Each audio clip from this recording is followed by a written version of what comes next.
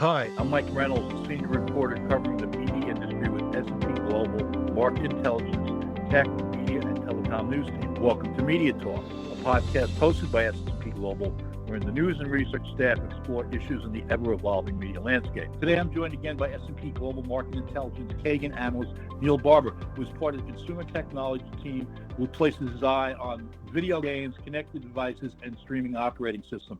He's been a regular guest on MediaTalk. How are you doing today, Neil? Hey, Mike. Doing well, thanks. Neil may not have the same response by the end of this installment because we're really going to try to put him to work here, delving into an array of topics around video games and quality, console shipments, investment in M&A. If that's not enough, Neil is also going to hopefully be kind enough to assess what was the significant first quarter funding for the Metaverse and Kagan's forecast for operating systems out toward the end of this decade. Finally, he's going to review a bit what was a strong first quarter performance by Apple. All of these topics will, of course, be under the lens of the potential impact of Trump tariff and trade policy. Still with me, Neil? Let's ride. All right. Video game console forecast going out until 2029. Let's start there. What's the current environment, Neil? Yeah, so we definitely thought 2025 was going to be a big rebound year for consoles, but something big happened right after we hit publish on that report. Take-Two is moving Grand Theft Auto 6 out of the fall 2025 window and into spring 2026. That was a big driver in our forecast, so we are going to push our expectation for a rebound out to 2026, along with GTA. That said, the Switch 2 is coming out in a few weeks. That should give a big lift to the industry, but it will be difficult to offset the declining sales for PlayStation and Xbox consoles without a killer app coming to market in 2025. We're moving on to video game M&A. It was a huge quarter for video game M&A in the first quarter. A big acquisition drove this. What happened to get this space off to a good start in 2025, Neil?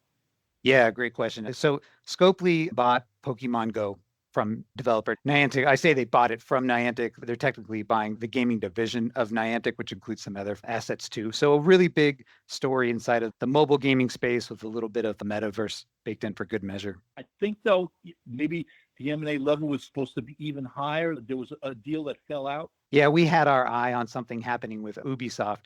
Their financials had been pretty rough and they were canceling and delaying some key games. Something did happen in the second quarter, not in the first 3 months, but we classified that transaction as a round of funding, not M&A, but yeah, related. Okay. So the story is Tencent is taking a stake in a new Ubisoft carve-out, and that's going to include some key parts of the portfolio, including Assassin's Creed. I got you.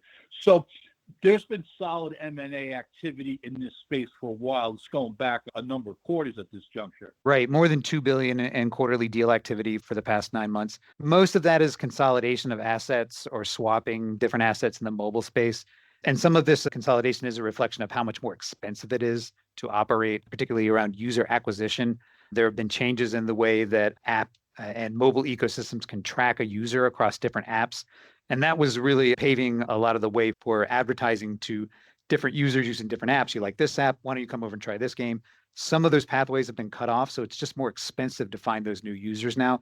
And so you're seeing some of these key assets work their way up into companies with deeper pockets. While there's been a fair amount of transactions, a lot of this is outside of the U.S., right? That's a good point. There's still a regulatory overhang, or at least a chilling factor. It took a long time for Microsoft to close its deal with Activision. Saw a lot of regulatory scrutiny.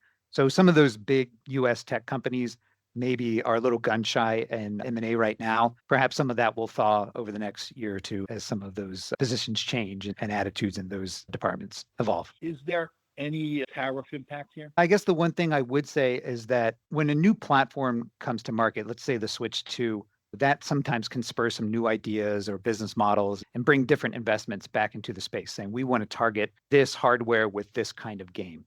If the tariffs come on strong and people aren't able to get their hands on that hardware, the prices are wrong, or maybe the logistics are all messed up, and that user acquisition story is constrained at the hardware level, then investors can't see a clear path to at least sizing their bets in the market or making any investments at all. Yeah, there's definitely some tariff overhang here as well. Leading into our last topic here, the video game space, first quarter wasn't necessarily a good one for funding here, Neil, right? And that kind of continues a trend we've seen. Right. Just $230 million in funding rounds targeting video game companies in the quarter. Both the aggregate and valuation of the deal counts are down. Again, just not a lot of risk taking going on. Bigger developers are trying to rally around safe content. You see some of that reflected in the more robust M&A going on. It's moving assets around Right. of key larger companies. But in terms of the more speculative private equity rounds of funding, those are down, and a lot of that is wrapped up into the tariff discussion we just had. I got you.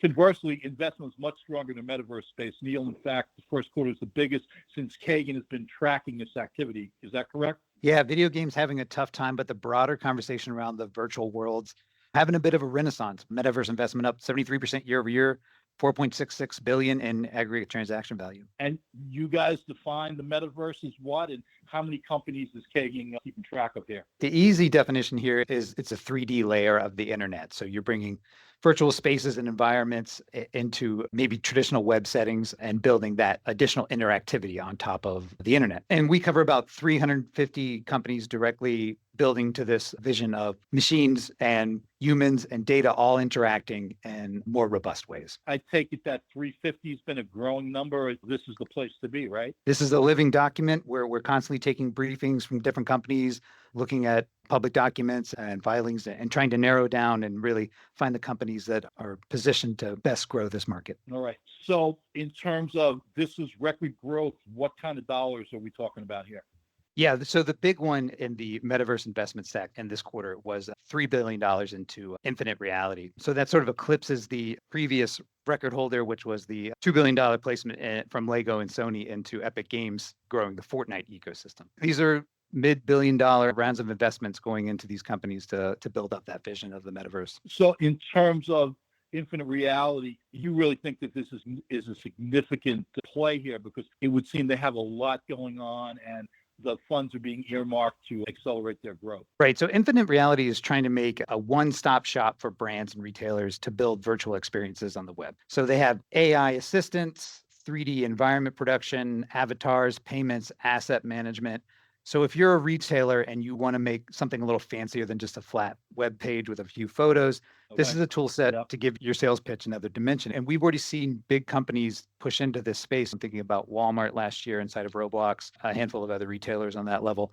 And so Infinite Reality is assessing the landscape here and saying, Walmart can do that ad hoc, right? They're such a huge company that they can put together the pieces and find what they need. But maybe the second layer of retailer who doesn't have the resources or time to spend something up like this out of nothing, we're right here. We're Infinite Reality, and we want to help you put that together. So that's the gravity we're talking about. So they can be a lot to a lot of different players at different levels. Yeah, for sure. And if you're the kind of retailer or brand saying, we feel we are no longer reaching our core audience through traditional media or even streaming media, we feel those eyeballs are in Roblox or Fortnite, or maybe they're on the web, but they're just looking for something more interactive than what we've been giving them. This is a path forward. Let's move over to streaming operating system platforms. Forecast for Kagan. Where are things today, Neil? And what's the outlook as we move out to the end of the decade? I think 2029 is your forecast period to end date there. So here we're talking about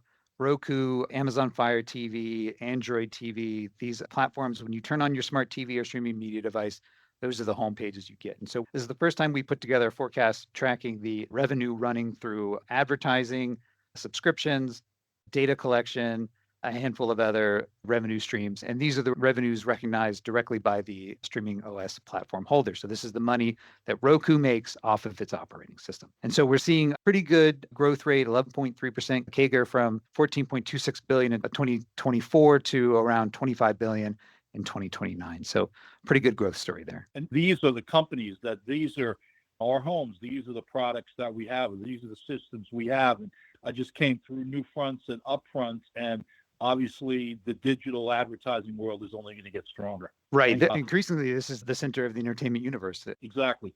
All the players are getting stronger in terms of the kind of digital content. The fragmentation of the linear world continues. So these are the type of systems that are bringing entertainment into the home. And in turn, a lot of the advertising dollars are following suit. Right. And we're looking at more opportunities inside advertising, particularly as more sports move into streaming. Think of things like NFL picking up more streaming contracts, baseball teams putting a season of content into in-app purchases. These are the major subscription and advertising drivers. Plus there's still some traditional linear cable disconnects to be metabolized. You would think, not all of them, but as people disconnect from their regular set-top box on cable, they're going to still be looking for content. they're probably going to move over to one of Well, these. as you mentioned, this is Roku, this is Alphabet's Android TV, this is Amazon's Fire TV. These are the big players here. And then these are no small guys either here. Samsung Electronics with Tizen and LG Electronics WebOS. These are the fourth and fifth biggest players here as well. Apple's in there as well. A lot of these guys have been plugging away at this market for a decade or more.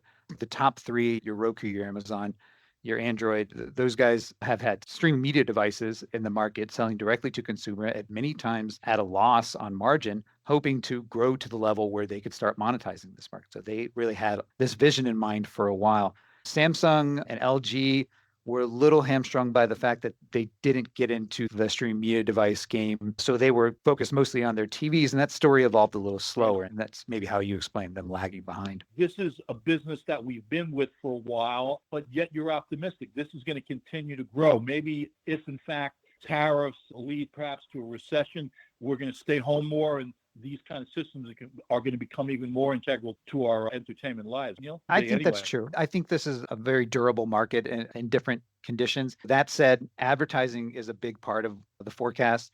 And if disposable income starts to dry up, that will impact this market or the total opportunity. I don't see enough out there to rip up this forecast, but things have been moving quickly. All right.